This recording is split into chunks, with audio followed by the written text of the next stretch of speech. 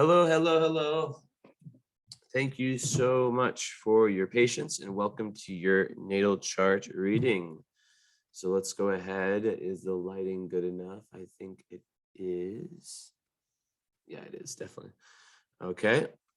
So let's go ahead. I just want to make sure that your anonymity is solidified and that your last name. Okay. So Isabella T. I always hide the last names. Just in case, not that what's going to happen, but still, you know. So, okay, let's go ahead and share the screen, show you, I'll go, most of this reading, I won't have my screen shared because I have lots of little magical things I'm doing. But I don't know, sometimes I'll have it shared and just show you the chart we're working with. So in one quick second before that. Okay, very good. Very good, very good. Start my timer just because like I just get lost and like I'm like go way over sometimes. It's crazy. Okay, perfect. So all right, so anyways, this is the natal chart, Isabella. We have over here, so you can see my mouse, rising of in the sign of Libra, and you have Saturn rising, and then you also have Pluto rising, but Saturn is like so close to your ascendant.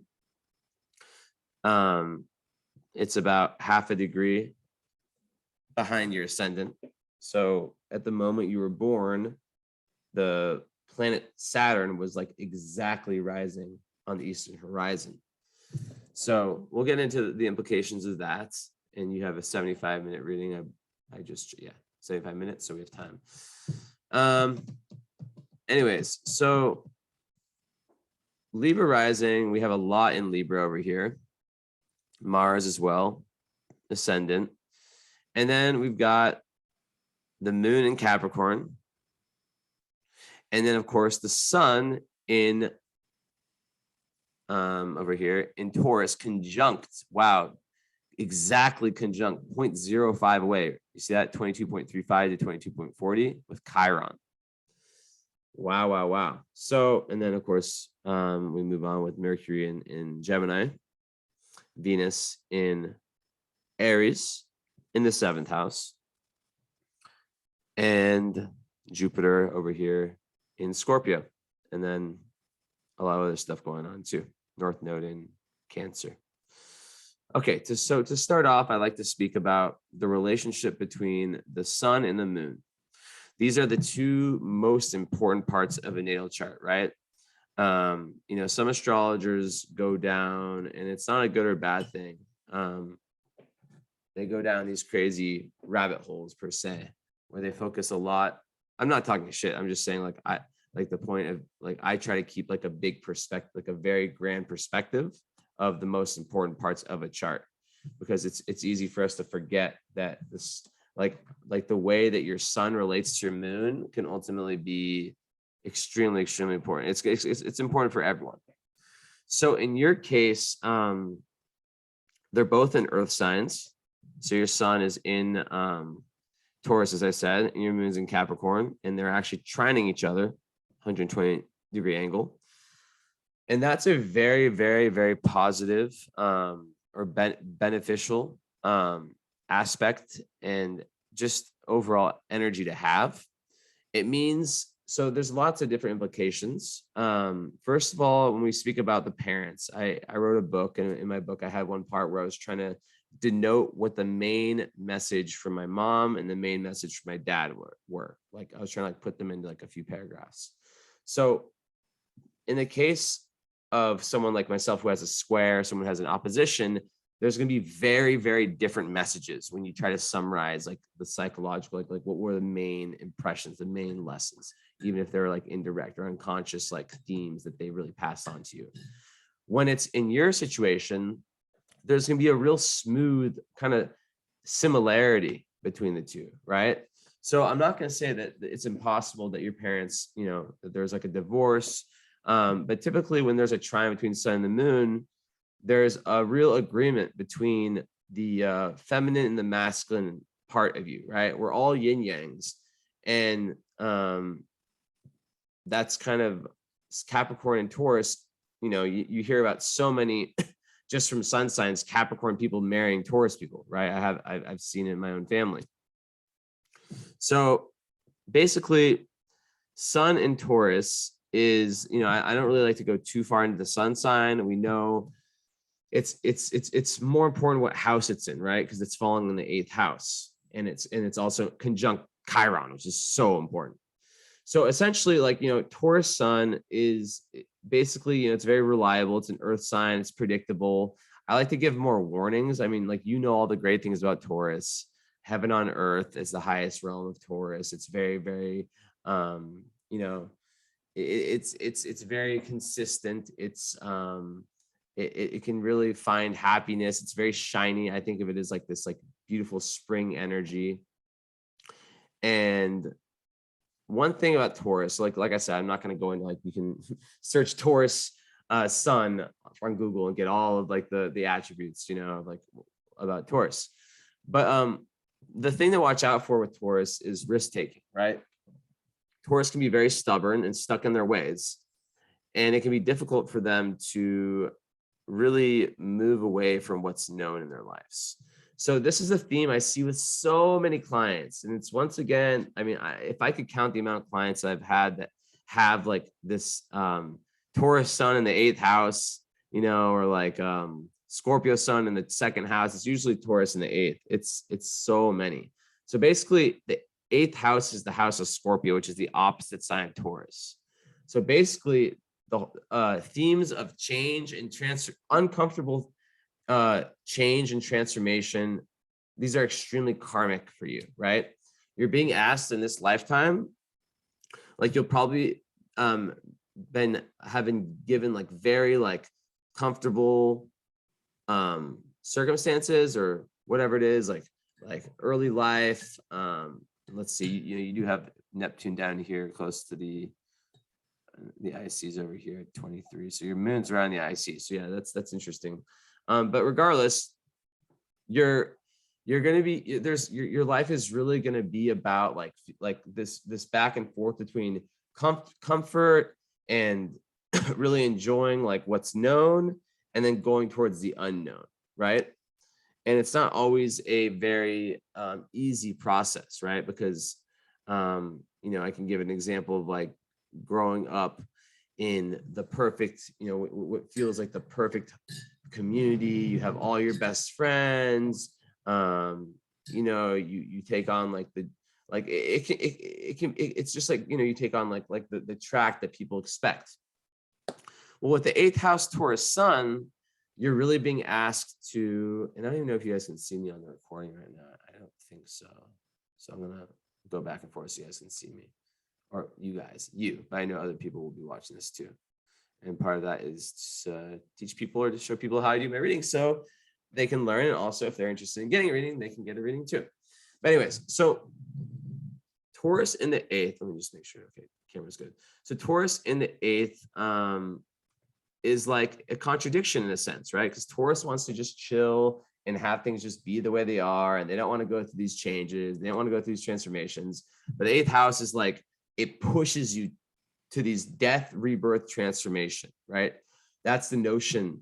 It's very Plutonic in the sense that it can really take you to your shadow. So lots of people that are into astrology, into psychology, into really understanding, like, the deeper mysteries of life are 8th house suns. I'm an 8th house sun, by the way. So sometimes it's even irrelevant. It's not irrelevant, but it's not it's not so relevant what planet it is. Like, you can be a sun in any sign. If it's in the 8th house, you're going to have these tendencies, right? I just you know, met someone who had Capricorn sun in the 8th house, and she was very much like that as well.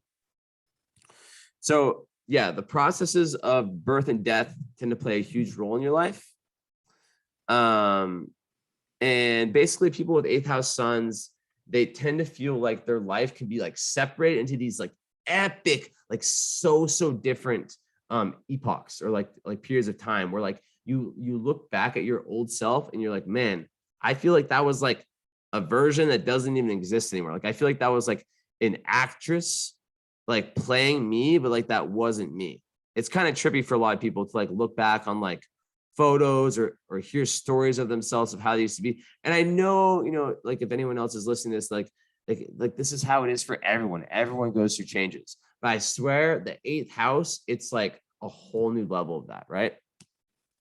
Also, 8th house sun, you know, they're really like it's very sexual and very occult, but like the kind of sexual I'm talking about, and it's very, very secretive too, right? But the kind of sexual I'm talking about is like the real like spiritual taboo, like breaking sexual taboos, like kind of experiencing like maybe like a type of sexuality that is that is kind of like not talked about, if that makes sense, right?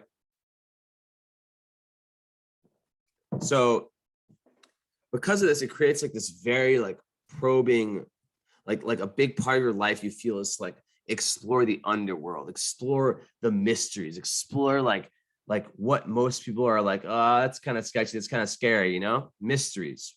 So the 8th house is an area of life that's so dark, right?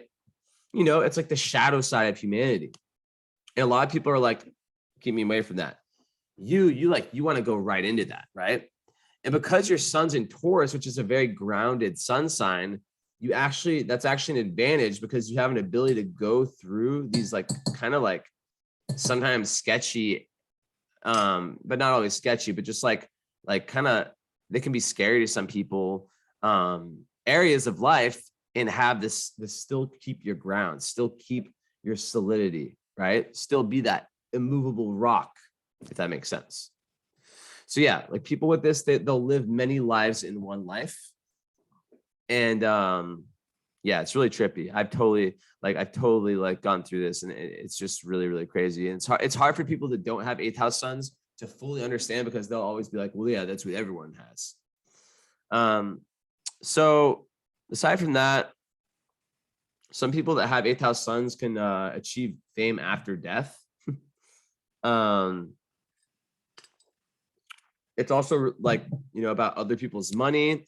So it's really good for finances, like for like if you're like having a job where you're working with other people's money, like, I don't know, like a investor of some sort, or and you can also inherit. It could be good for inheritance. And yeah, with the sexual thing, it's like the bed is like an altar, right? It's like, and like sex becomes like a ritual. It's like a way more spiritual placement of that. But of course, you have to look at the Venus sign and the Mars to get more information on that. Which in your case, Venus and Aries is very much like way more physical in that area, and Mars Libra actually kind of backs some of that up. Mars Libra is it's the lover. And in Placidus, it would be in the 12th house, but in my whole house, whole signs, excuse me, it's in the 1st house. So that's kind of going to be an interesting one to think about, because you know, in this case, I would think like that the 12th house Mars would probably make sense. So, and this is like the ongoing debate of like, you use whole signs, you use Placidus. I use whole signs, but I also look at the Placidus/coach. So yeah, the 8th house, it's like an open gate to the other realms. So there could be like psychic abilities. You're going to be like have this like built-in kind of like lie detector. Your intuition is very, very, very strong, and you can really read through people's eyes and their you know, it's very difficult to trick the 8th house person, right? They're very on point psychically. Also, they're naturally very suspicious. They know it kind of creates a scorpionic energy, right? They understand like how bad people can be, so they can be a little bit cynical. So that's one thing. What else? Yeah, so observing the big picture of how life functions makes it really difficult. So you're very, very deep. So it's like, it makes it very, very difficult for you to be satisfied with like the kind of like everyday, like repetitive, like low level, like you want deep subjects, right? Because you're a probing person. You want to get to like, you want to like really understand like real truth. I know that's more 9th house territory, but you really just want to understand yourself and others, and the stuff that's really interesting to you is the stuff that's very, very deep and profound. Not to say that you like can't do small talk. Most people that are 8th house suns Some of them are like, I'll quote them like allergic to small talk. I kind of am, and I'm an 8th house sun, but like I can still do it if it's like, because I think it just depends on the person. Fuck small talk. So how does it relate to this? So that's a strong placement. But then there's Chiron on your sun. So this takes a lot of meanings. This basically means that like there's lots of pain, lots of Chiron is the wounded healer. It's an asteroid. It's a wounded healer. And basically, when it's on your sun, it's a huge part of your identity is like healing and being a healer. So I imagine that you're someone who's have to go through a lot of personal healing on your own, which, and you're born 82. So you're meant to really like karmically to have gone through whatever you went through in order to heal, right? And then in order to like teach other people how to go through that. So in the 8th house, it can be around sexuality, some of the issues, not necessarily trauma, but just like inadequacy potentially. And also it just makes you like very sensitive to like the undercurrents of life. And it makes you like someone who's very intuitive in the way that you heal. And because it's on your sun, which is like your identity, healing plays a very big part. And it's like how you're known, you'll typically be known as like someone who's like a healer, someone who can have a healing effect on other people, even if regardless of whether you do that for a living or not. So in Taurus, Chiron, I think of it as like, values, like a crisis of values, and also the body. So there can be like a early on lack of self-worth, and lack of like trusting the body. So lots of like Chiron Taurus people in my experience are like people who will do like yoga, and they'll really like get it, like finding a way to get in your own body. And everything is psychosomatic, right? So the psychology is linked to the body, right? So if you're carrying different emotions, you're carrying different emotions within your body. So that's like Chiron Taurus is trying to discover that. But a lot of times they can really, early on in life, they can really distrust their body, and not love their body, right?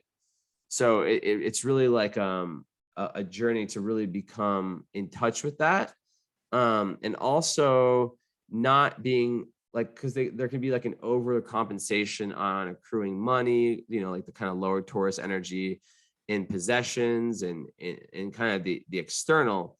And it's really important to not go that direction, and to really find internal values that you can attach yourself to, and that can get you, to higher spiritual areas. So it's also really important not to give your power away to a master or teacher. Like watch out for that with Chiron in the 8th house. And it's, the initiation can come from releasing deep childhood traumas. And in that, you're able to let go of the compelling desire nature, and to really open up the Kundalini force that can really transform you. So once again, Kundalini is a kind of yoga that I'm sure I have a feeling that you know about. I did it for like 6 months. I forget how long exactly, but it was profound. It's extremely profound. So I can totally see like how that can it can be life-changing for some people. And through the Kundalini yoga or whatever practice, you open up that dormant Kundalini energy within your spine, and then it leads to all kinds of awakenings and spiritual like illumination and everything, right? But yeah, there can be like what else can I say about this? Yeah, it's really, really psychic. So super high awareness. But you have to really master your desires. There can be lots of desires, especially as Taurus is a very desire, like it loves sensuality. It loves it loves food. It loves so many things, right? So and it loves the nice cars, the nice houses. So like that's like, can you get past that? That's like the big thing. So more about Chiron and Taurus. Let's see. What else can I add? Looking at my notes here. Yeah, so really identifying, like I kind of explained this, like what is right and wrong, like really diving in to that and what that means for you, not like what that means to society, what that means for you, right? So values, values, values, and then living those values and teaching those values. So yeah. So that's kind of understanding that, and just knowing that that's going to play, and most likely played a very massive role early in life, and that it plays. You're here to really grow, and that's kind of the initiating process. So, yeah. So then, okay, Capricorn Moon. So how does Capricorn Moon play into this, right? So Capricorn Moon is a very difficult placement, or it can be. Not so. I've found in my research, or in my my study of astrology and my experience, Capricorn Moon women tend to have less issues than men typically, just because of the toxic masculinity. It's not always the case, but and let's see the aspects first before I go into that. So of course, a beautiful trine with the sun, which means that your feminine, your masculine powers are going to push you in one direction. One of the best aspects in all of astrology. It's trining Mars as well. Okay. And but it's not elemental. And it's yes, Moon square Pluto. Damn, we're gonna have to talk about that one for a while. And it's trining Chiron, of course. So that's more about like how you're really meant to heal spiritually. So I'm guessing, I'm not looking at the rest of your aspects. I'm guessing that this is going to be the main aspect in your whole chart, and it's going to be a mega emphasis because it's 0.17 away. So I'm going to look at all your aspects. Okay, so nothing. Okay, so I'm correct so far. I guess Sun. We already talked about Sun. Besides Sun conjunct Chiron, which is huge. Okay, Mercury. Okay, I guess you have Venus square Saturn and square the nodes. So yeah, Venus is also has some stuff going on, but Mars, and then Mars square Neptune. So I was incorrect. So you do have the Mars square Neptune and the Venus. Don't worry, I'll explain these all. Venus opposite Saturn. Okay, so we have these going on. But okay, so 3 or 4 really, really important aspects in this chart. So, okay, Capricorn Moon square Pluto. So this is going more and more. You see, astrology is a puzzle, and I'm the connector. So this is furthering this theme of forced transformation, right? Pluto is the great destroyer, right? Pluto is it's like the shadow. It is this really dark energy, right? It's this dark energy is what leads us to liberation, right? It leads us to enlightenment, but it takes us through this dark tunnel to our own personal underworlds, like dark night of the soul. A lot of people don't have Pluto highlight in their chart like you do, right? You have it rising, so it's on an angle, and it's square your moon, exact degree. I'll show this again, just so you can see, so everyone can see, or anyone, you/anyone watching. Look at that, 24.30 the moon, 24.48 the retrograde Pluto. Unbelievable how close that is. So this is the most difficult, in my opinion, aspect in all of astrology, is Moon in Capricorn square Pluto. It does not get more difficult. That's not bad. Don't be scared. What this shows, what this validates, is that you are an advanced soul. You are an old soul. You're someone who has incarnated many, many times, and you've decided to take on a very, very difficult karma in this respect. Now, it's pushing you to become a healer and to become the best version of yourself. But this was not easy when you were younger. So first of all, let's start with Capricorn Moon. Capricorn Moon is very hard on itself. It is a moon sign that the moon wants to be liquid. It wants to be like, it's ruling sign Cancer and flow like water. But the moon in Capricorn is rock, because Capricorn is ruled by Saturn, which represents rock. So this emotion, so there's these crystallized, I say this in every reading I have a Capricorn moon, there's these crystallized emotional patterns. It's not a bad moon placement. There's no such thing as good or bad in astrology, right? There's just difficult and easy. And sometimes the difficult ends up with amazing results and the easy ends up with complacency. So remember that. Super key. But Capricorn moon, you know, they feel secure and happy when life is structured, and when they're working hard towards something that's valued by society.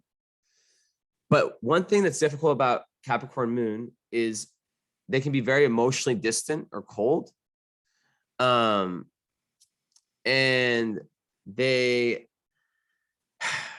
like when they go through emotional turbulence, people assume that they are the people that have everything together, everything's all right, everything's fine. And because they're the tough ones, right? They're not the ones that we're meant to be worried about.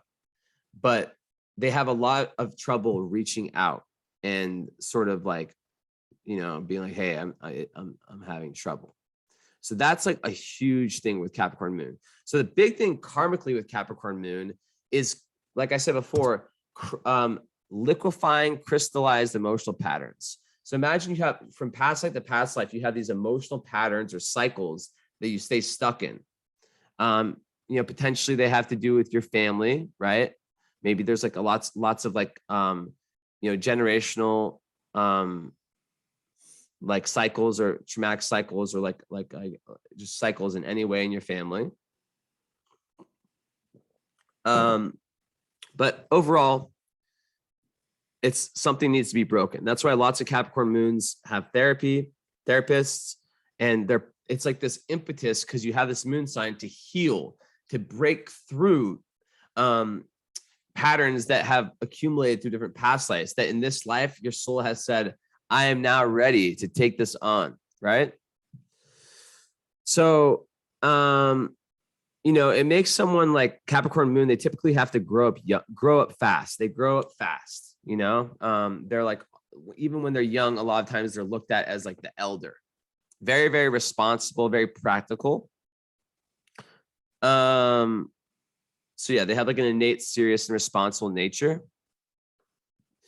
And they can be very hard on themselves and have extremely high expectations. And this can really also flood over in the love life, right? So Capricorn and Virgo moon people can, you know, especially, okay, let's leave Virgo moon, but they can really like see themselves as here and other people as here, when in reality they're here and the other person's here. But they just have such perfectionism, right? Where they're so hard on themselves and their internal dialogue is so like unloving sometimes. And the Taurus sun will help this, but with the Chiron there, I imagine that there's lots, like your biggest battles were within yourself. And maybe you still, like Capricorn moon struggle with depression, right? Because Saturn is that kind of like cold and I can't remember the word in English, but just like this monotonous kind of cold energy, right? So yeah, it's like a huge thing for Capricorn moons is looking at your self-talk. So meditation is massive, or whatever you do that gives you some insight into how your inner is, what's happening within you. And once you do that, you learn self-compassion and how to become your own best friend, and how to change that self-talk, and how to say, okay, maybe today the best I can accomplish is a 6 out of 10. Maybe yesterday was 10 out of 10. But even if it's 6 out of 10, I'm still going to love myself, right? Aside from that, it's super pragmatic. They have a huge heart. They don't give away this heart easily, though, right? And it's the moon is in detriment in this sign, right? So it's not that kind of backs up like why the easy and spontaneous emotional connections are not the forte. And they can be very, very reserved, and it's tough to get closeness. But they're very self-sufficient and strong, the Cat moon people, right? And but they have trouble leaning on other people.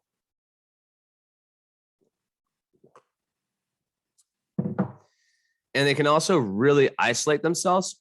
One thing about Capricorn moon, and I've seen this more with men, is if they're depressed, you can be in the same house. I don't care if it's a mansion, and you'll feel that. It's a very, very strong energy, like heavy energy sometimes. So it's really important for them to like do work, spiritual, energetic work. And then, like what I imagine and what I sense from you is that you've done a lot of this work, and that they start to break down those patterns, and then they start to liquefy that, and then that Capricorn moon becomes a strength because it's so responsible and self-sufficient, and so like it wants to accomplish, it wants to really be there for the world, right? And also there's unconscious fears, so it's all about subconscious reprogramming, right? So yeah, getting stuck is a tendency with this. And like kind of falling back into past fears and limitations and restrictions, right? That prevent you from opening up in an easy kind of spontaneous flow of emotion. Like you feel inhibited in your emotional, like this placement does, right? So it's all about that Chiron healing, right? So then, we get to the square with Pluto, as I described as the most difficult aspect in all of astrology. The reason it's so difficult is because the moon is our unconscious, right? So we don't typically, like our moon, we have to follow our moon sign to be happy.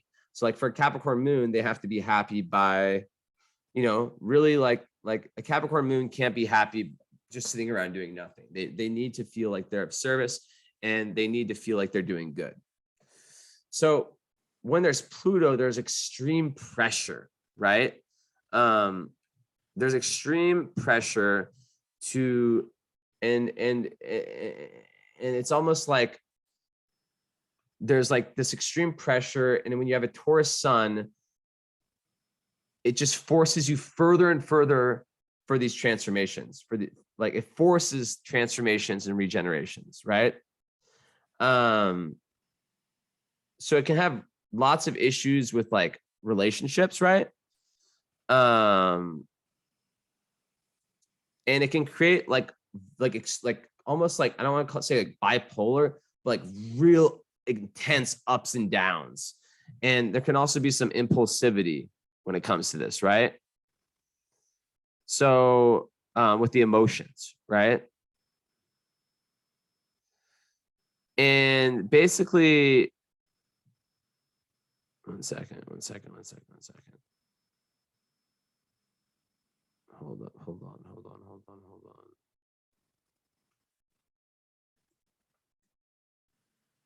Why is this not working? Okay, there we go. So yeah, it's just like a very intense emotional life. So even though you're a Capricorn moon, it's like it kind of gives you like Capricorn / Scorpio, which in my rankings I did a while ago of most difficult moon placements, those are 1 and 2, Capricorn and Scorpio, in my opinion. So yeah, it can give like lots of very like compulsive emotional behavior patterns, very dark emotions. There can be self-destructive behaviors. And it's like basically like imagine it's like it like when you're like young, like the moon is like your instincts, right? And you have this square, you can be set off really easily. So it just pushes you to situations that lead to pain, that then force you to transform, right? So it's all about like psychological self-analysis, counseling, to uncover the real root causes of this pain, right? And because you have like the sun and moon in our follow-up, make sure we talk about the sun and moon, the parents, because a lot of times there's not necessarily like with this, there could be some issue with like the mother or the least dominant parent, even though I said that like maybe your parents can get together, get along well together, but maybe like there's some difficulty with you and the mother or whoever is the moon, the least dominant parent. In some charts, it's the dad. And what happens is that the emotional reactions come from this like really hidden place, like your own personal underworld. So you have like something happens and then boom, you react. And then you're like, what the fuck? Where'd that come from? and you only really get clues into your like own like, so this, like, you get clues by your like instantaneous reactions, emotional reactions, right, to like where healing needs to be done. So it's a super high like karmic like impetus to heal, to move on, to grow in this lifetime, to have moon square Pluto, right? And a lot of times the moods, like the mood swings and instincts, can sabotage relationships. And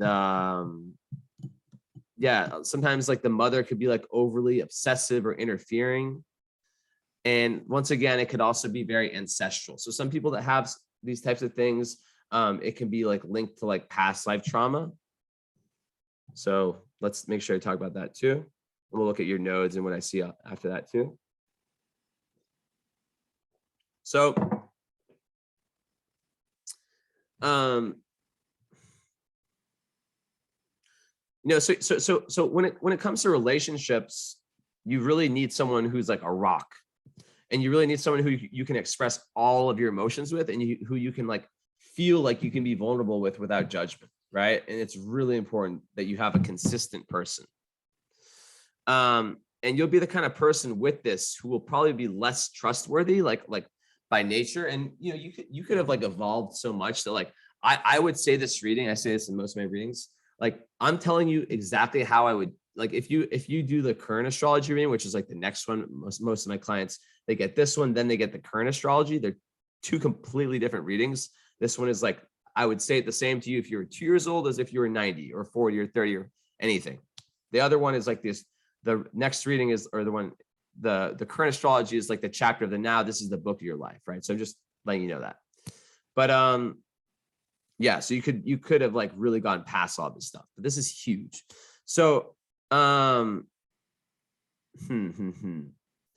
basically, like your mantra is more like fewer friends but close ones. And sometimes people with this can be like loners, because they just don't trust. And yeah, but in age it gets a lot easier. And what else can I say? About this? So like you know, a ruthless streak is best applied to the way you eliminate destructive feelings and behaviors from your subconscious. So that's like, you know, when things start to turn around for you is like when you start to really like go deep into your own underworld and start to really be real and let that pain in, feel those emotions. When you're like, if you're repressing things and pushing things away. So that's why this is like the what's the word? This is like the initiation for you, what brought you to spirituality. There's no way that you are not going to find healing and spirituality with this, with Chiron, your sun, and moon and Capricorn square Pluto. Like you have a very high evolutionary you know, like current life based on, you know, reincarnation. Like your evolutionary intent in this life is fucking massive. It's a massive leap that you're trying to take. So applause for you on that one. You know, like not everyone's brave enough as a soul to go on. And I'm not saying you have a bad chart.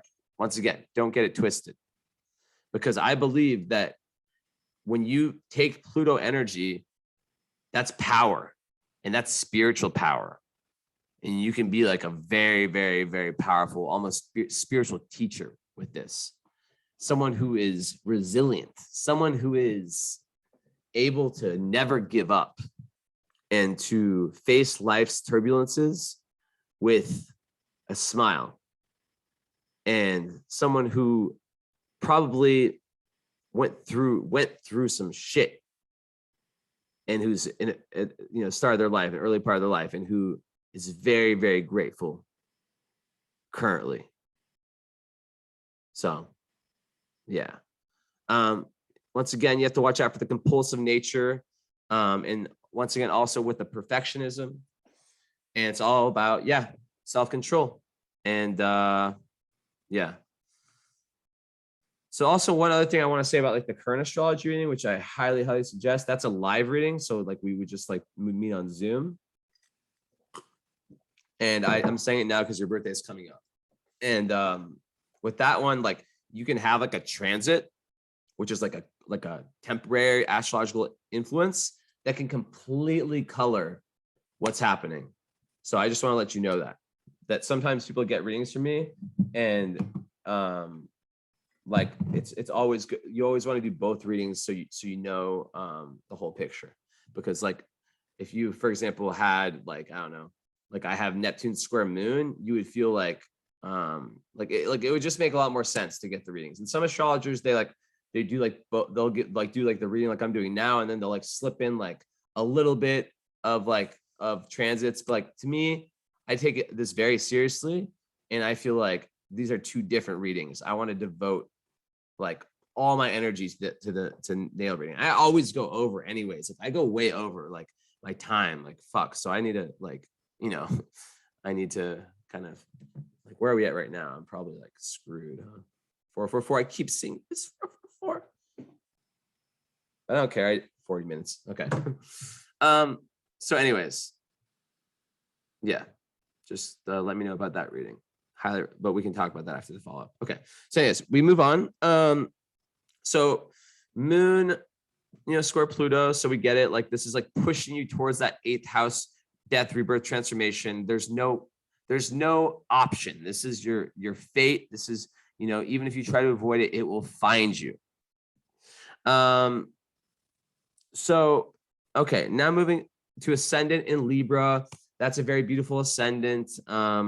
It's actually interesting because it flips everything. So, usually Libra rules the 7th house, which is like, basically it makes it so like you have, it's hard to explain. It makes it so that the natural planet that's supposed to rule the 1st house is Aries, which is the opposite sign of Libra. So you have opposite signs ruling every house. So Libra ruling your 1st house it kind of gives you this ability to kind of like really see the other side of everything. It's very interesting rising sign. And it's almost like you understand opposites really well. That's a theme for you. And Libra rising in general, they have to watch out for people pleasing. It's a cardinal sign, so they can seek out their purpose in life and be self-starters. But sometimes Libra can actually lack that initiative and like be too concerned about like don't worry, this is not alcohol.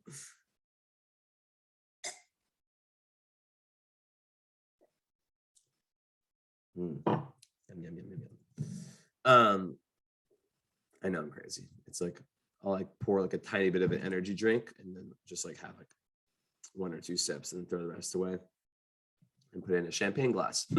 Anyways, so Libra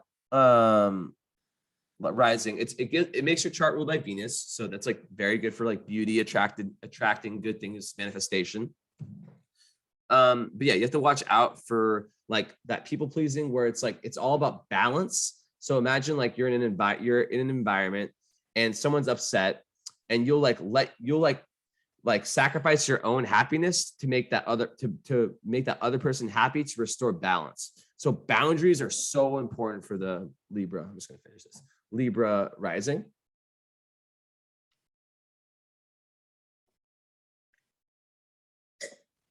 And relationships are super important. So Venus ruled chart, Venus in Aries in the 7th house.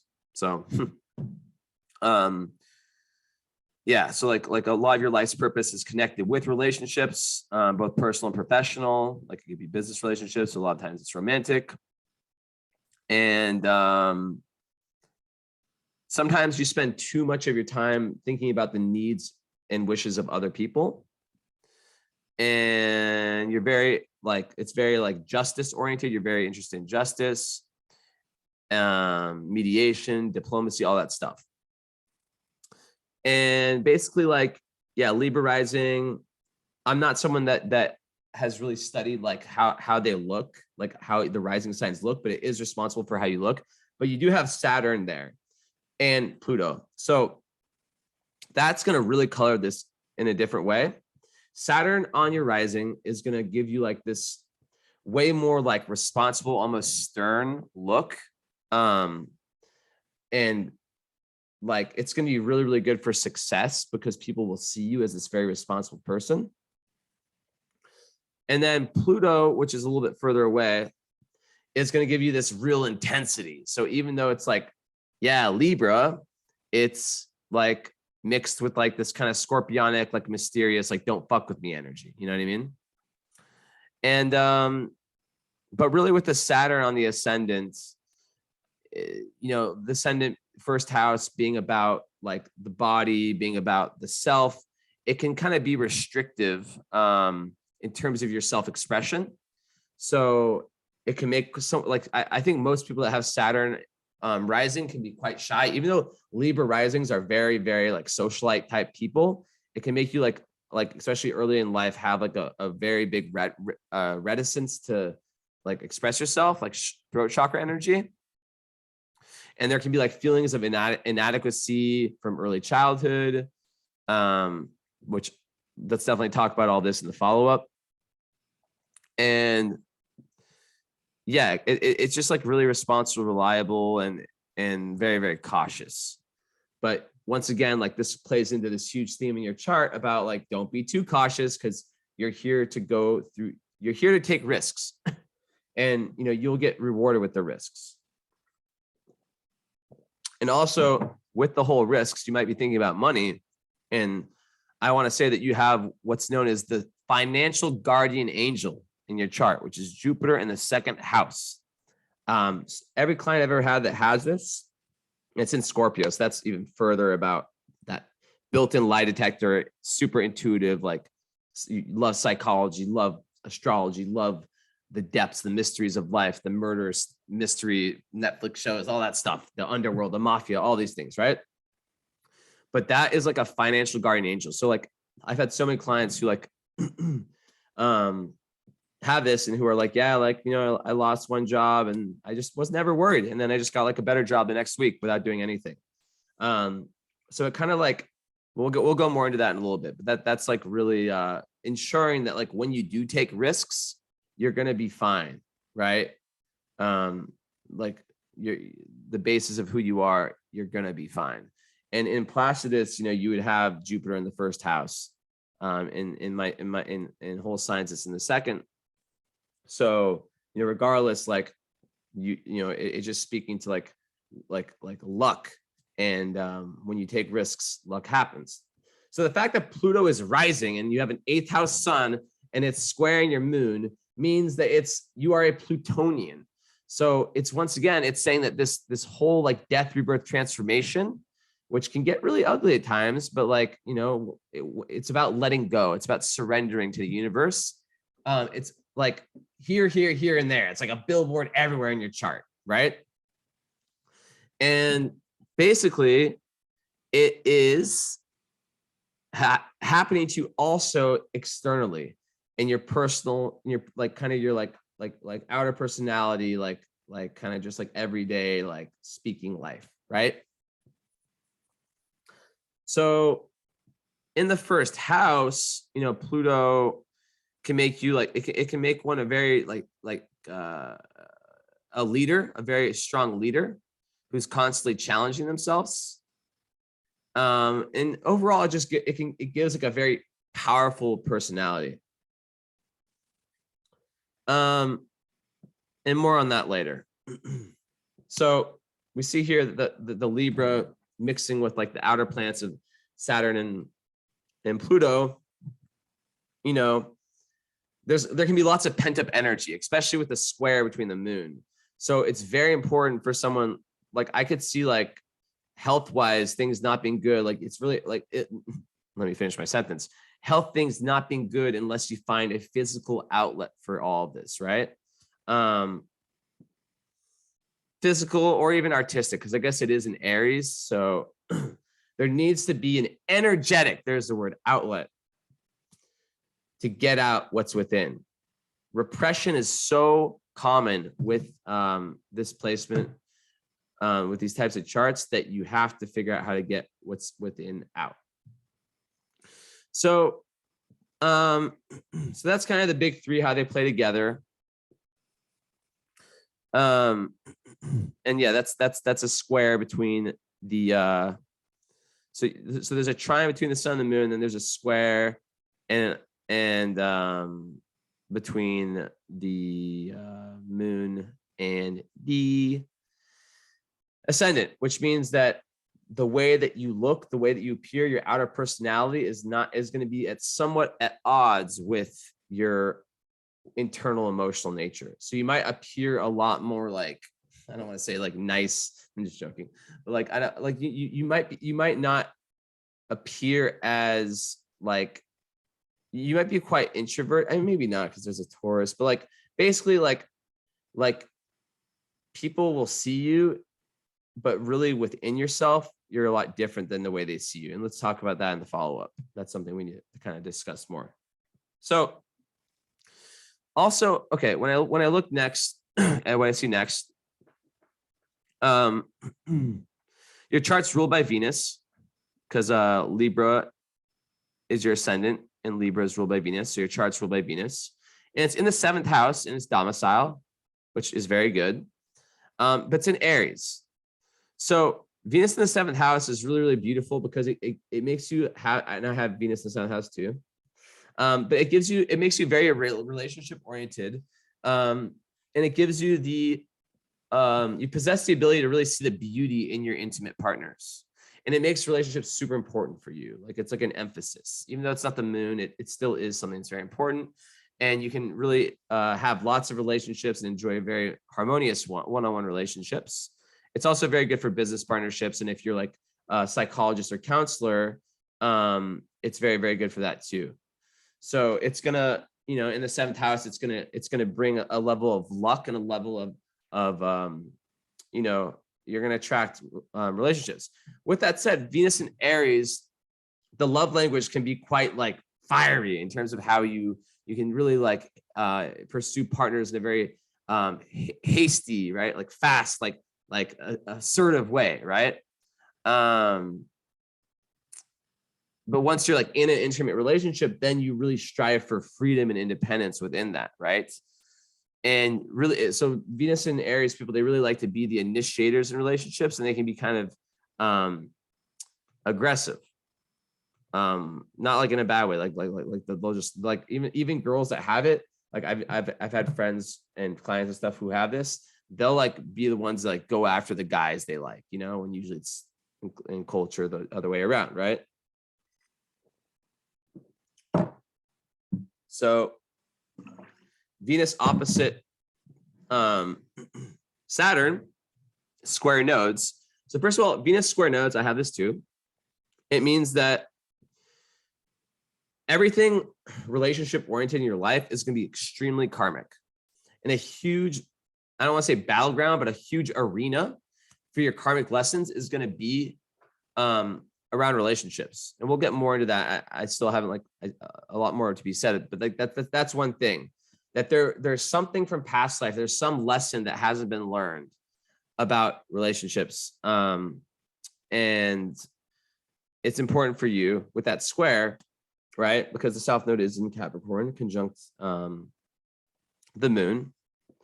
There can some kind of, you know how I talked about how that perfectionism, that kind of like Capricorn moon can be a little bit very much like it's hard on itself, so then it can project that outward. So that could be it right there, where you like might like project your own perfectionism, your own, and have like unrealistic like views of how a partner should be.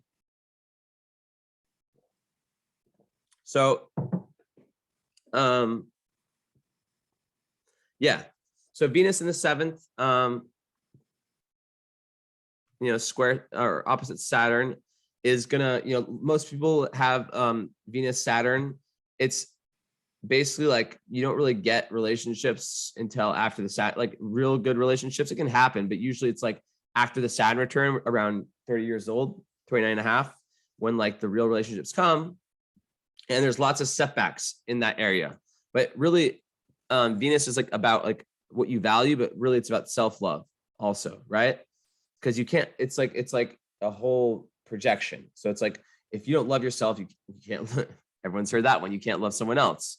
So people who have this type of aspect, like it can really take them like, the first 30 years to finally get in a position to where they really, really respect themselves. But your partners are going to be very karmic. So like there's going to be lots of fate in terms of like your important life relationship partners.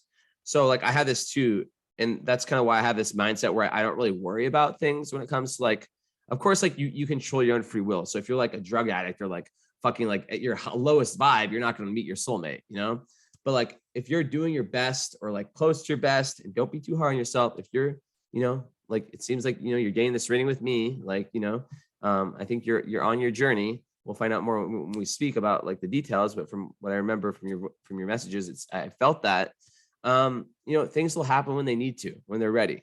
So just know that. But yeah, Venus Aries can be a little bit combative in relationships too.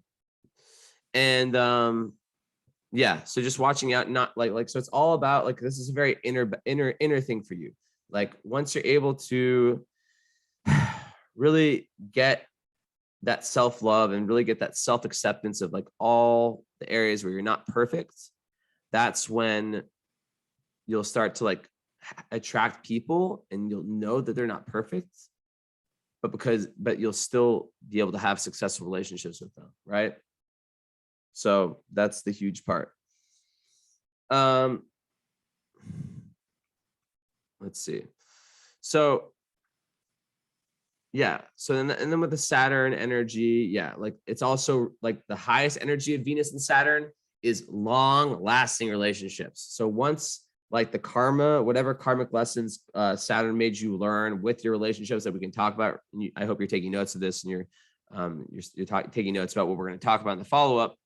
So like whatever karmic lessons you have to learn with love before a Saturn return, it actually creates like the real potential for really, really strong, long-lasting relationships after that. Okay.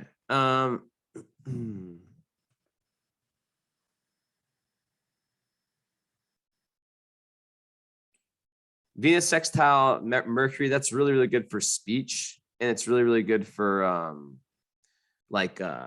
if you're like, I don't know, you could do like voiceovers or something, or like it's very good for for getting your point across in a way that doesn't offend other people and that puts other people at ease. So you can really win people over. And that goes to your Mercury, which is in the 9th house in its dignity position, meaning its highest position in Gemini. So basically it's in, once again, the inverse house, which is like what happens when you have Libra rising. And basically that's really, really good for intelligence. It makes you just very, very, very versatile, right? Extremely versatile, versatile minded. And you're someone who you just have a way, like you can multitask. You can have like 2 different careers at once. It's a really, really dynamic energy, right? And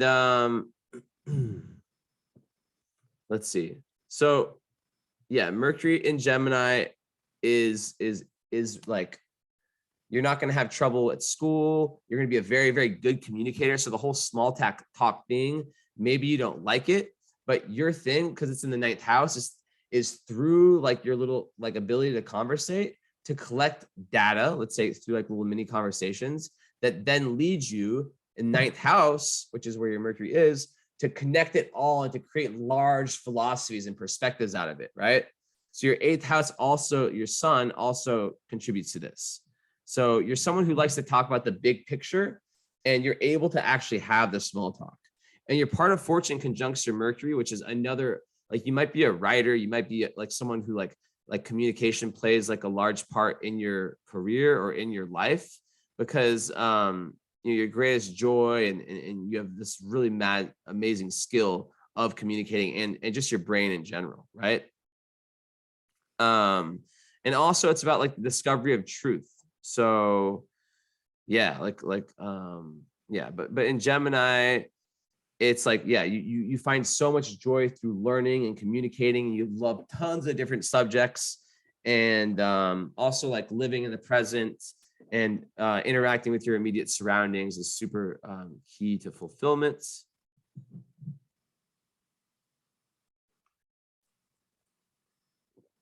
And also Gemini and Mercury are fast talkers. They take in information really quickly. They love books. They love, you know, anything, any kind of media, anything they can read. They love to communicate. They love to learn, love to communicate. So it's very, very, very good for like for just being smart and being able to get your point across and be very like just be able to communicate in a way that meets your you know, where your goals are met through your communication. You're able to get what's within, like the pathway from here to here to here is very good. You're able to communicate what's inside. I mean, well, that's the thing. So you have this amazing Mercury, but then it's like, you know, there's still the inhibition, right? There's still the inhibition, the Capricorn moon. So it's like, that is a huge advantage. But it's like, can you communicate the stuff that's vulnerable? It's hard to talk about. And then Mars. Okay, let's just see this really quick. So it's trying Saturn, trying Ascendant. Okay, you have a really, really strong Mercury. So basically, like, you know, it's gonna play a big part of your identity. Like you'll probably be a pretty talkative person, honestly, even though like once you get what you probably like weren't like that talkative before, but once you kind of like got past that Saturn energy, you end up being someone who's like who can be quite talkative, and it's not an annoying kind of talkative. It's a very pleasant one with the Venus. And yeah, it plays a part of your personality, right? It plays into your whole. And Libra, it can make you kind of like a socialite, but not like a fake one, like someone who's quite social, even. Yeah. And with Taurus makes you very like, a Taurus sun is someone who's just like, I just feel so comfortable around them, or I do, or most people do, right? Venus ruled. So it's like, not only is your chart Venus ruled, your sun is Venus ruled. All right, so Mars, so this is where things get really interesting. Well, they've already been very interesting, but Mars is in the first house in the way I look at it, but in the way another astrologer might look at it, they might see this as a 12th house Mars. And because it's 17 degrees behind the ascendant, I'm going to talk about it as a first house and a 12th house. So as a first house Mars, that just gives you like a strong drive towards self-expression, independence. You meet life in a very head-on way. You don't want your path blocked. You want to just go, right? And it's all about just like moving forward. And in Libra, Mars and Libra people, they have a huge desire for diplomacy and justice. It gives you a very strong creative urge. So because you have both Venus signs, you have Libra and Taurus. So you're probably someone that has a creative outlet, I would guess, whether it's painting, singing, whatever it is. I mean, I would assume you would, just based off of that. I hope my tea maker doesn't make that much noise.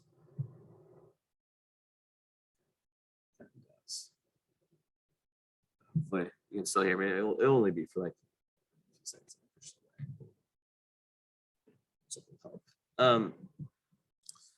But basically, yeah. So like Mars in Libra people, it once again goes hand in hand with like the people pleasing. So and like, you know, putting other people first and blah blah blah blah. But in the 12th house, so this is like kind of like, I don't know, I just feel the need to kind of talk about it like this, just because it is like, I always get tripped up when I see a planet that in the whole sign is in the first house, but it's way behind the ascendant, you know. And I've kind of like resolved that a little bit. Like I've started to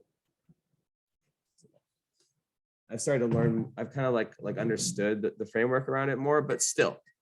So like, what else about Mars and Libra? And then we'll talk about how it could show up in the 12th house.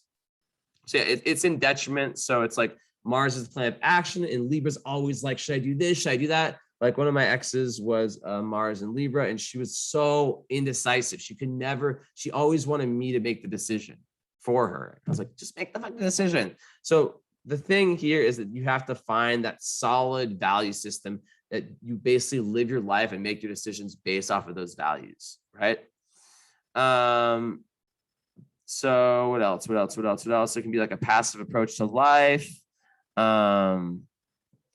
It can be, so the polarity point, which is the opposite sign, is Aries, and that's the sign that acts on the fly. So you might want to like, oh, hi, Esme, learn from that. So, but it's very like, good, like it pushes you towards, look at this baby, she has no Libra, towards like beauty, balance, justice in the world. And you have to watch out for codependency in relationships. That's one big thing, like where you like put too much of your personality in someone else, right? Let them be in charge too much. So it's all about like, you have to make sure that you're being your own person. And romantically, Mars and Libra, it's very beautiful romantically. They like, to have like this balance in the relationships. They like to have this like real beautiful love where like there's lots of like fairness in the relationship. And what else can I say about this? Very charming, easy to talk to energy. It's your ascendant too. And yeah, it kind of flow like it's just like a very, very relational, but very turned off by like rude bullying types of behaviors. And yeah, they like to have someone to play off of, right? So that's that's just kind of how it is, and really reacting to the energy of others. So, but just like watching out for like the energy vampire people is really important. So in the 12th house, all right. So Mars in the 12th. So okay, it's in the first in my thing, but I just want to like talk a little about Mars in the 12th house, because Mars in the 12th house, people tend to be their own worst enemies. And like we can talk about this in the follow-up about like if you agree with this or not, but basically like you can like self-sabotage a lot through your actions. And basically there can be these like out of nowhere like emotional outbursts, and like doing shit you regret. We're like, why the fuck did I do that, right? And it's just like that that Mars being the planet that rules like assertiveness and that animal like personal like leftover animal instinct being held back and repressed. There can be lots of like pent up aggression and it can be very, I don't know, it can be quite quite annoying for the person to have. They can feel quite frustrated by it, right? Frustrating. So there can be these random emotional outbursts that lead to these like impulsive actions, right? And sometimes there can be a pattern preferring to flee rather than fight. So just like that's one thing that can come up. And it's also very like occult. It can like really be really good for the occult and esoteric stuff, studying these types of things. We already saw that in your chart. And the best way to deal with it is to go towards an active life. So once again, sports, martial arts, anything that empower, like yoga. I really think yoga is like, your chart's made for yoga. And yeah, so that's really important. And also there can be fear of your own anger. So it's really important, especially the Capricorn moon, to really figure out a way to constructively express anger, especially in a partnership, right? Or else things just get kept in too much, especially with the Libra rising and Libra Mars. Like say someone says something to you, Libra doesn't want to disrupt the harmony, so they'll keep it in, but then it'll just bubble up. Also, it can bring hidden enemies. And then there can also be like phobias. So let me know how that 12th house part stuck. And yeah, we can talk about that when we meet. So okay. Where is it? Okay. So Mars is all right. So yeah, square Neptune. Basically like that, you really have to watch out for addictions. Mars square Neptune is like because of the frustration of the Mars in Libra. One might seek an escape, and sometimes the escape so you actually literally have to watch out for poisoning with this one. So it's a very challenging one. And it can also just give you have difficulty trusting your ability to go after things in a direct manner. And also pinpointing what it is that you want. So it can create even more fog around that. So even if the Libras in the first half, like in the first house makes more sense, this is still adding what I just said being true, because the 12th house is Neptune, right? So in love, it can create confusion, right? In love too. I made a video today, which did it actually post? But I made a video where I spoke about this. Let me see if it posted. Yeah. And in essence, basically, I was just talking about, and let me just see the names. Pisces, Neptune, and love. So I released it on my Jessiness Astro account. And basically, you have to just watch out for the rose-colored glasses in love. But really, with Mars square Neptune, and I'm not going to go into that. You can watch that video for that one to get more information on that. But it creates extremely vivid imagination. But there can be difficulty trusting your instincts. You can be paranoid and easily imagine things going wrong. And it's very, very spiritual. Once again, right? Neptune's very attracted to the mysteries and the taboo. But yeah, you have to really watch out. There can be a very there can be a very hedonistic, the escapism. It's where are you getting your escape? Is it in making sure it's a healthy escape, right? Because even sexuality can be a bottomless pit, right? Always wanting more and more and more. So there could, yeah, addiction to fantasy can really happen. So it's only when you really get in touch with your true heart, with your true heart's desires, that you discover that sensations are only sensations, and that the physical ones, that they're not deeply satisfying. But yeah, it all goes back to this difficulty in trusting your ability to go after things, right? And also fearing rejection, criticism, and yeah. So it's a difficult one, and you have to watch out for poisoning too. I've literally had a client who had this, who was yeah, I literally nearly got poisoned and died. So people who have this, it's either just be careful with substances. A lot of people who have this are either addicts, or a lot of the clients I've had with this just don't drink or don't do any substances at all, which is kind of interesting. They a lot of them are always yeah, I always knew at a young age just not to fuck with it. Also Mars square Neptune can bring lots of bravery and make you really stand up for the underdog in the world. And yeah, so not being hard on yourself after a disappointment. What else? See what I'm missing? Oh, make sure you don't talk about people behind their back. Super important for this. Gossip, lies, and all that is very, very, it's not good when you have this type of thing. Because this aspect can create suspicion already. So you need to make an extra effort to be honest and to appear honest. So stay far away from gossip, lies, and all that stuff. And also it's just all about having faith in yourself, right? Just trusting. It's forcing you like pushing you like further into the 8th house transformation to trust and to let go and know that everything will be okay. It's obviously it's easier said than done, takes practice, but yeah. And like the key thing here I've seen with this sometimes is don't play victim.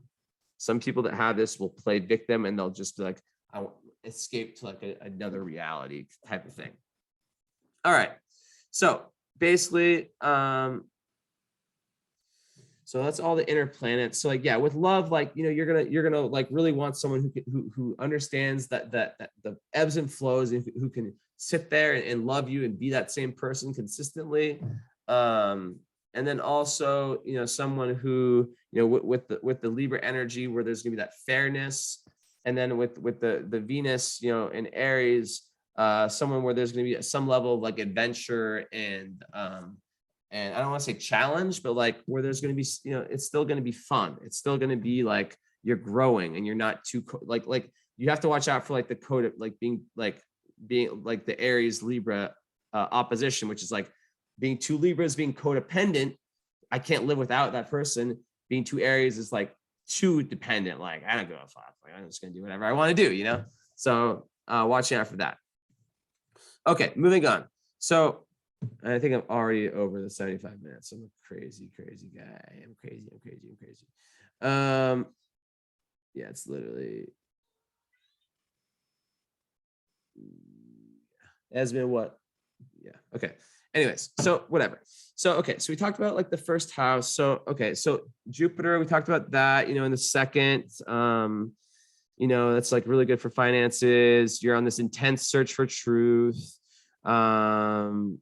Makes you very, you know, it's like the built-in lie detector. It's like made for a psychologist, you know, for like really wanting to understand the undercurrents. So, you know, Venus ruling your first house and 7th house, like, you know, the relationships, you know, you're going to approach life in a very balanced way, really taking everything into consideration, like other people's thoughts and feelings into consideration, and harmony is very, very important.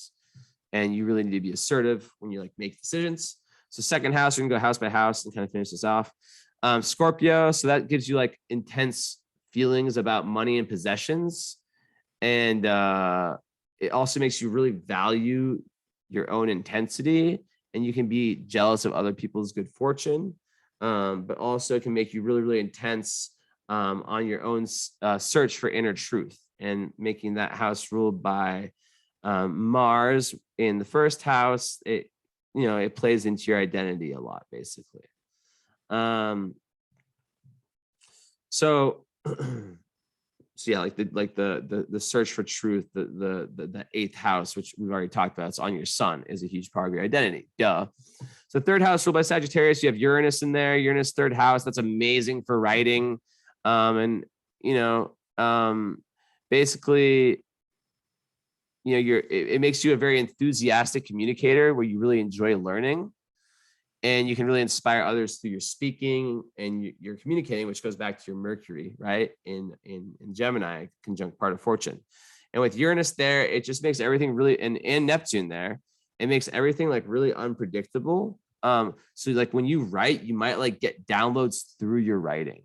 So it makes you like a very ingenious type of thinker, like very original type of thinker. And you'll really like to study unusual subjects, and you'll approach them in your own very like unusual way. And you could have like a very kind of different relationship with your siblings. And Neptune there, it's just beautiful for writing and communicating. Like you have a real ability to speak and to really get your point across, to find yourself through the arts or any kind of spiritual pursuit. But also, you know, 3rd house rules the mind, so you can have these like amazing downloads. It's really important for you to stay balanced, because there can be a little bit of a scattered mind with the Neptune energy here. And we can talk about all the fact that these are all retrogrades. I don't see any interplanet retrogrades in the follow-up. Just remind me, we'll talk about that. But basically, just it refers more to like past lives, having like either overplayed or underplayed the archetype of that energy. So like in the case of Uranus, which is like the great liberator, maybe there wasn't enough of that, or there's too much of that. So you have like nearly every outer planet, I think every outer planet retrograde. So that is something we'll talk about in the follow-up. Make sure you remind me. And I'm gonna actually like do a little bit more research on that. 1 second.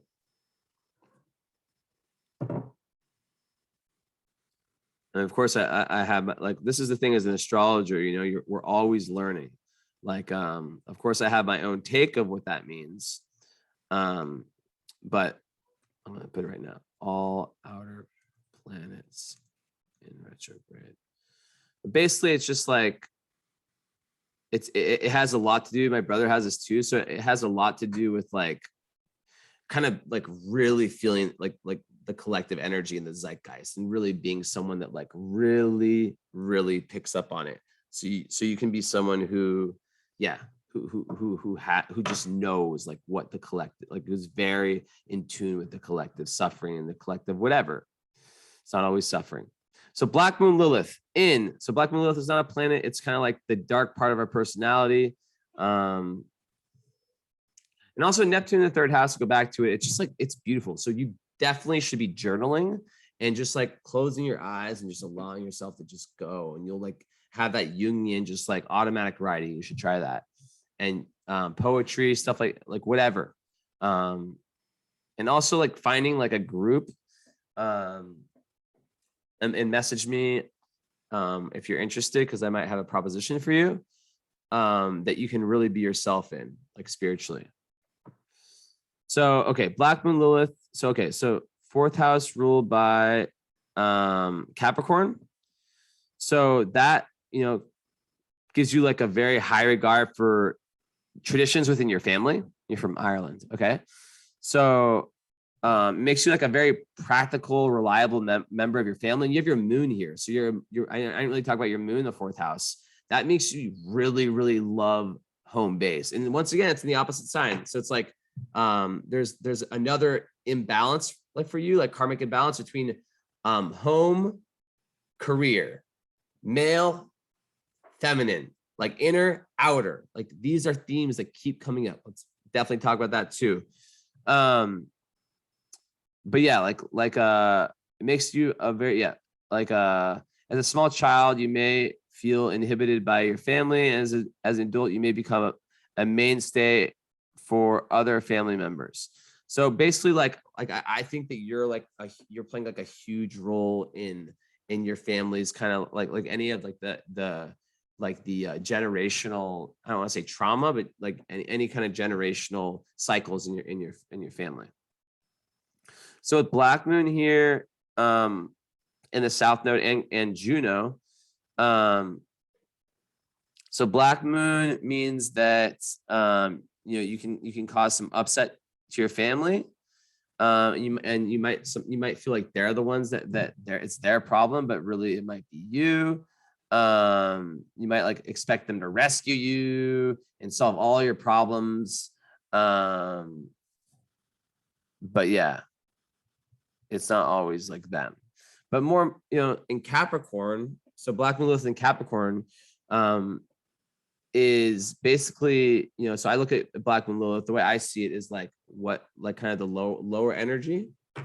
It's like if you let yourself go in a bad way, like where you go. So in Capricorn, it's like, what's the low side of Capricorn? It's like the lower side of your moon, right?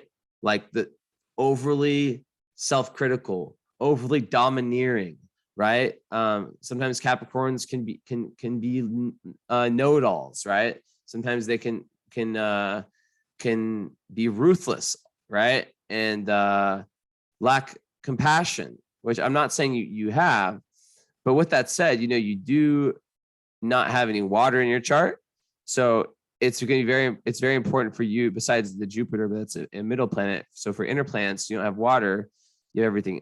And you have fire. No, you have fire. So it's very important for you to really like work hard on developing. So like being by water, taking baths, like being physically by water. I know you live in Ireland. Is important, going to the beach, things like that.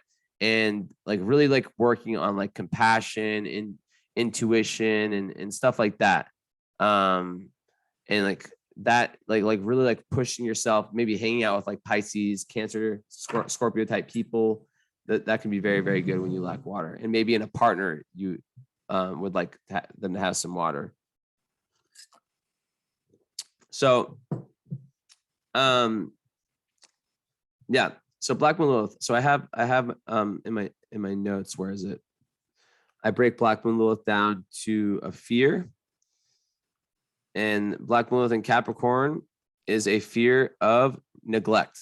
So it creates a fear of not being acknowledged and recognized. As a result, they try to control situations as much as they can, as it makes them feel empowered. The more they try to dominate and control, the more people refuse to acknowledge the good being done, as they feel dominated. This pushes people away. Integration from this comes from learning how to delegate and let other people take the lead. Control is an illusion, and control is an illusion of security and needs to be tamed. Okay, so we see here with how that can show up. But then I didn't really talk about, moon in the 4th house. I mean, like in Capricorn, like, it's really like you're gonna like just love your home base. It's a very beautiful like place to have it. But you also might like go through lots of like changes in your residence. But really you have like an emotional need to like have your home be this really, really comfy place that you can go back to after your work day. And you really want it to feel secure. And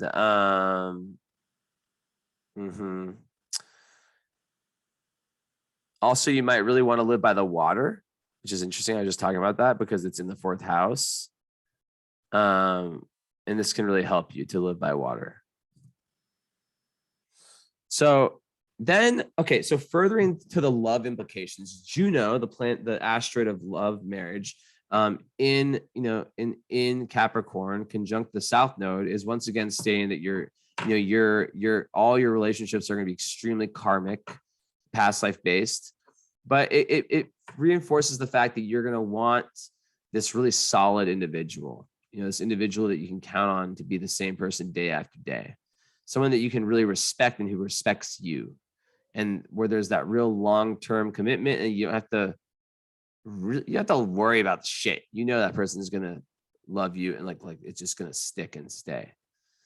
And also in the 4th house, here's my baby.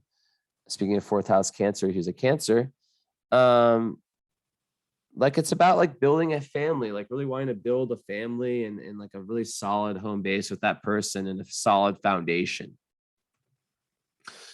South Node in the 4th house, which is that's like the past life tendency to been there, done that, right? In Capricorn, so South Node in the 4th house is talking about how, and it's in Capricorn, so it's in opposite signs. It's a karmic imbalance, basically, between what I talked about before, right? The Capricorn and Cancer energy, being somewhere on that scale where you're trying to find that work-life balance in this life, where in one sense you want to have more, like with North Node in Cancer in the 4th conjunct the midheaven, or in the 10th, excuse me, you want to bring like you basically have this like boss like fucking high up in society past life energy, and you're trying to in this life become more emotional, become more invested in your inner self. And because your South Node ruler is Saturn, which is on your ascendant, I would assume that the way that you look and that your outer personality is very similar in this life to your last life. And that what that kind of signifies is that there's this real boss mentality that might be going around in the home environment. And in this life, you're really trying to balance out Cancer and Capricorn, which is like the feminine and the masculine, like I said before, and taking the areas of Cancer into your work. So for example, like doing a career that involves like, it can even be business. Like Cancer could be real estate. Cancer is a very big business sign. Some of the biggest businessmen are Cancers, but it's like taking this emotional intelligence that you're gaining through these transformations into your career and not favoring too much. Like in past lives, you've either favored too much, like the work life, the career, or the dark, like what you're meant to do in our life, and kind of like left the home life and the family life. And in some life, it's been the opposite. So it's like finding a balance between those two. Otherwise said, it's a quest for dignity in the eyes of the world and repaying past life karma with understanding and compassion, after which maturity will follow. And then also, it's a quest to overcome inner pride and to tolerate your own failures, right? And you may have this tendency to make life harder than it needs to be. And it's based on past lives where you have to work really hard for people's respect. And you need to basically learn humility and to express your emotions honestly, which we talked about before, the emotional vulnerability, so that you can nurture others with your wealth of wisdom. Okay, 5th house is ruled by Aquarius, so Uranus. So that could bring like lots of surprises in the area of love. You like to express your individual nature through play, and you just enjoy like excitement in your love life, right? And your creative life too. So yeah, it's ruled by Uranus, which is in the 3rd house. So it's kind of like, communication, can like writing might be something that you really enjoy doing, or something, a 3rd house oriented, speaking, like in a creative way, putting those together. So 6th house ruled by Pisces, basically there with no plants, that can kind of create like a kind of a vague, disorganized daily routine, where you may find it difficult to concentrate on like chores and this consistent routine. Also, ruled by Neptune, which is in the 3rd. Yeah, like it's in your midheavens in Cancer. You really need to have an emotional attachment to what you're doing for your work, or it's not going to work, I don't think, unless there's like a real heart connection. We're going to talk about that in the follow-up. So I talked about, Aries ruling the 7th house, with Venus there, basically, just kind of, a gung-ho, you prefer to retain your independence in a relationship. And you like having like a freedom-loving partner, but someone that also grounds you. And you can really, you can become aggressive, especially with the square of Pluto, if you feel caged in by your partner. So really needing that freedom. Taurus in the 8th house, where your sun is, also vertex there. That's just like, we've talked about that enough. I've said enough about that. Vertex in the 8th house is like your doorway to higher awareness is through all these deep, really intense death, rebirth, transformation experiences. And also in Taurus, you may have a deep love of nature, and there can be like nature magic, right? Can be really big for you. Also, like the plants and creatures of the earth can be teachers for you and open your mind to a lot of different possibilities. So that is huge. Also, tantric sex can be a doorway to enlightenment. And music is huge. So yeah. So then 9th house ruled by Gem. I talk about this. Just very curious about the world. You may enjoy overseas trips and academic studies to satisfy your curiosity. Your Mercury's there, so that doubles down there, and your part of fortune's in there, which basically is like you're getting a lot of joy from that. Cancer ruling in 10th house, you need to have an emotional connection and feel safe and secure in your profession. And caring for others can be a key in that. And you'll experience strong emotions about your public status. And you might find it like difficult emotionally to change jobs. So you need to have that emotional attachment to there with your North Node there. I already talked about that with your midheaven there. Yeah, you need a safe and secure profession. Like I said before, North Node, I talked about that already.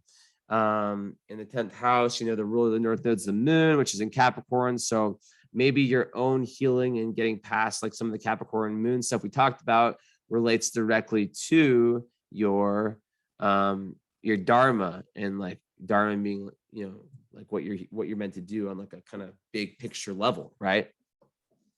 Okay, getting closer to being done. 11th house ruled by Leo. That just means you have a lot of fun and lots of like inner child energy with your friends. The sun ruling the 11th house. So message me about this group I know. But basically, like you know, will be someone who really likes to explore the deep mysteries of life in a fun and light way through friend groups. So very interesting. Yeah, and you'll really shine in your friend groups too. Finally, Virgo ruling the 12th house, making Mercury ruling your 12th house.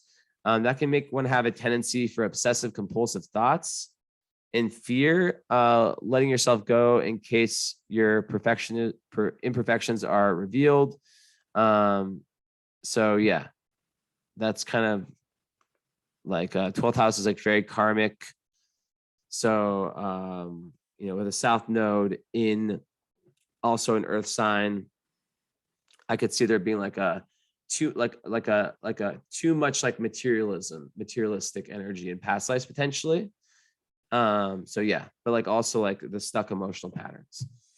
So okay, so just really quickly, like the north, so the moon, so like this moon, so because your north node is ruled by the moon square Pluto makes it's so important karmically. The thing I talked about at the start, that moon square Pluto is so important, and it's based on past lives. You brought it over. And last thing I do is read the Pluto. So I have a little Pluto book I have here, and I always read out of it. So Pluto in the first house. So Pluto is like I told you about it before. We talked about it, but like I just had these notes. I always have. I've had this since I was a young astrologer. And yeah, so where the hell is first house? Where you at? One. Yeah, we all have a different Pluto journey, right? And yours is very connected to your emotions and to getting past. You know, you may have suffered from depression with the Capricorn moon, and Pluto can make it like can add shame because there can be these impulsive actions, right? So it's like really a rumination, getting out of the past. Okay, so Pluto in the first house, the deepest evolutionary impulse. Okay, wait one sec. The deepest evolutionary impulse is towards independence and freedom. Perhaps this was held back in some way in a past life. This will be felt instinctually, and there could be little insight into this. There could have been a conflict between the soul and the ego's needs. The soul's needs and the ego's wants, excuse me. The evolutionary purpose is to search for self, for the fulfillment of one's individual potential. The first house wants novelty / instinctual bodily experience, while Pluto wants a deep inner psychological meaning of experience. So this can lead to repressed rage against the self or other. There can be an inner fear of imprisonment in relationships. I've talked about that already. So once again, we see this theme repeated. The healing polarity point is the 7th house, which is about reaching out in relationships to help them understand what they want due to this conflict. So the relationships, once again, are a huge part. You can be instinctually drawn to some people and repelled by others, like to a crazy degree. It's very Plutonian. And it can lead to relationship issues / repetitive cycles in them, which is like the square with Venus and the nodes is saying that there's a certain cycle in relationships that needs to be broken through. The critical factor is transcending this intimacy paradox, or in doing that is choosing the right partner. That is what's really important here. So really quickly, let's just see what is going on aspect wise with the nodes, if there's anything else. Square Saturn. Okay. And the sun. Okay. Hold up. Mika. Hi, Mika. Here's cat number 2. Where's that book? Hi, Mika. So, okay. One let's see if I can find it. So I just literally turned right on the right page. Okay, so square to Saturn. So okay, square to Venus. This is what I'll leave you this. So when Venus squares the moon's nodes, we're looking at unresolved material pertaining to how a person relates to themselves and therefore the way they relate to others. The range of possibilities can extend from extremes of isolation to excessive social activity that leads to a loss of identity through exhaustion. This placement can indicate an issue with projected meaning or not seeing the true reality of others due to our transference onto them. We might transfer unresolved issues onto our partners and friends, co-opting them to play roles in our own inner drama. This placement can also refer to a life-threatening situation whereby the self has become highly anxious, causing great difficulty in relating to its own needs. It can indicate a situation whereby the person needs to learn to be alone, to love and accept themselves before being able to meet others of an equal footing, which is why the Saturn makes it tell us after the Saturn return for that to happen. So finally, last thing I'm going to read before we end today. Yeah.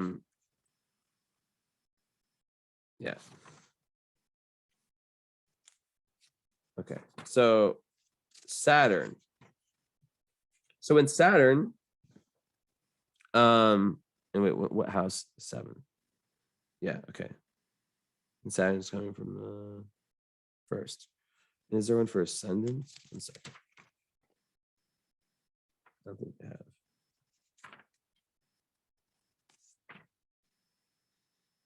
No. Okay, so these are skip step when there's squares to the nodes, by the way. Past life skip step. So when Saturn squares the moon's nodes, the nature of the unresolved material relates to the conditioning that the individual has been exposed to. So the conditioning that you've had in past lives, either through the family, society, religion, or by any broader historical societal theme. Such conditioning then becomes the basis for repression. Talked about that a lot. The Saturn skip step can indicate a need for maturation, for taking responsibility, which is like what the North Node and the South Node are saying, for one's own life at a core level without succumbing to the delusory temptations of blame, excessive fear, or self-control. So I'm going to repeat that last one. The Saturn skip step can indicate a need for maturation, karmically, for taking responsibility for one's own life at a core level without succumbing to the delusory temptations of blame, excessive fear, or self-control. This placement can indicate an issue of genuine guilt, an authentic sense of having done something wrong, the nature of which will be indicated by the house sign aspect of the planet squaring the nodes and the nodal axis of the moon. So the nature of which will be indicated. So it's in the first house, it's conjunct the ascendant, and it's in Libra. So this placement can indicate an issue of genuine guilt, an authentic sense of having done something wrong. So it relates to relationships. It's Libra. So it's like conditioning and relationships. It's kind of how I see it. Karmic conditioning relationships. So they're connected. In contrast to the, and is there a T square? Yeah, there is. There's a T square between the South Node, Venus, and Saturn. Interesting. So it's completely about relationships, as I thought.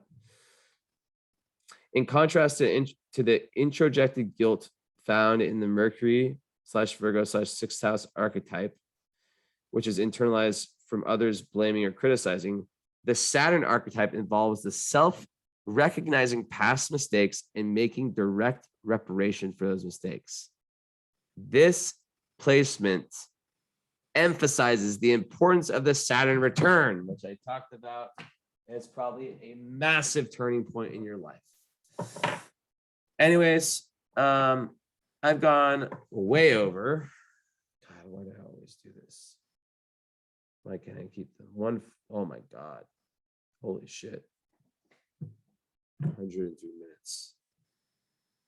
So yeah, basically, I'm going to get this loaded up. Thank you. And we'll do our follow-up. And then after that, if you feel so inclined, we can do the current astrology reading, which is a lot different and very, very good complement to this. So thank you and talk soon. Hope you enjoyed this. Ciao.